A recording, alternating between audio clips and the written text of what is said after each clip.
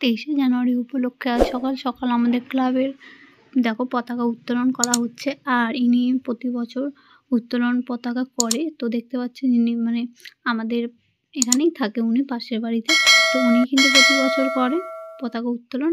তো বন্ধুরা, তোমাদের সকলকে 23শে জানুয়ারির শুভেচ্ছা জানাচ্ছি। আমাদের মনে প্রাণে কিন্তু চিরন্তর বেঁচে থাকবে নেতাজি সুভাষচন্দ্র বসু। এনার কিন্তু কোনো তুলনা হয় না। ইনি ইতিহাসের পাতায় যেরকম আজীবন আছে, আমাদের মনে প্রাণেও কিন্তু আজীবন থাকবে। জয় হিন্দ, আমরা ভারতবাসী, বন্দে মাতরম। আমরা কিন্তু প্রতিটা বছর আমরা কিন্তু এভাবে পতাকা উত্তোলন করে যাই বন্ধুরা।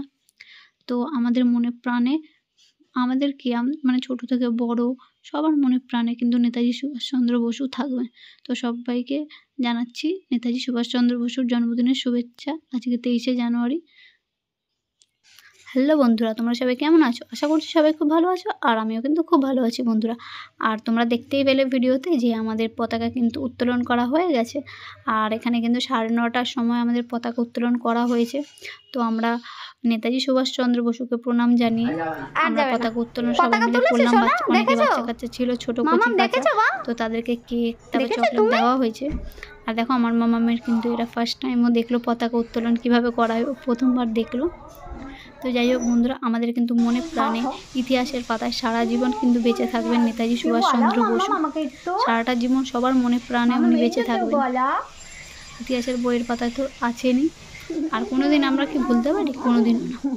কোনোদিন কেউ ভুলতে পারে? নেতাজি সুভাষচন্দ্র বসু, স্বামী বিবেকানন্দ, এনারা হচ্ছে বীর পুরুষ। তো ওদেরকে শ্রদ্ধা জানিয়ে ওনাদেরকে শ্রদ্ধা জানিয়ে কিন্তু আমরা প্রতি বছরই পতাকা উত্তোলন করি বন্ধুরা।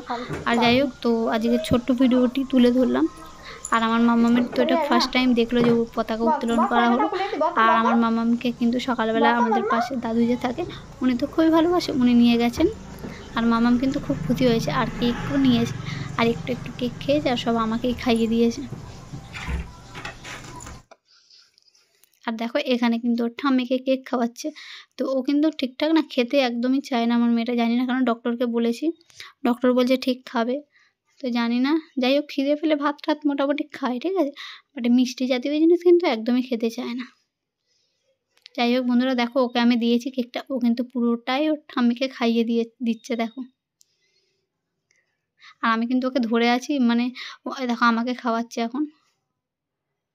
ও মানে নিজে খাবে না, যারা যারা সামনে থাকবে সবাইকে খাইয়ে দেবে। নেতাজির জন্মদিন উপলক্ষে কিন্তু কেক খাইয়ে দিলেন আমাদের ছোট্ট সোনামণি।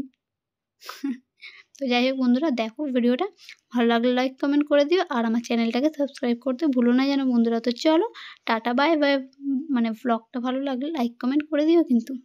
চলো tata, take care, love you all.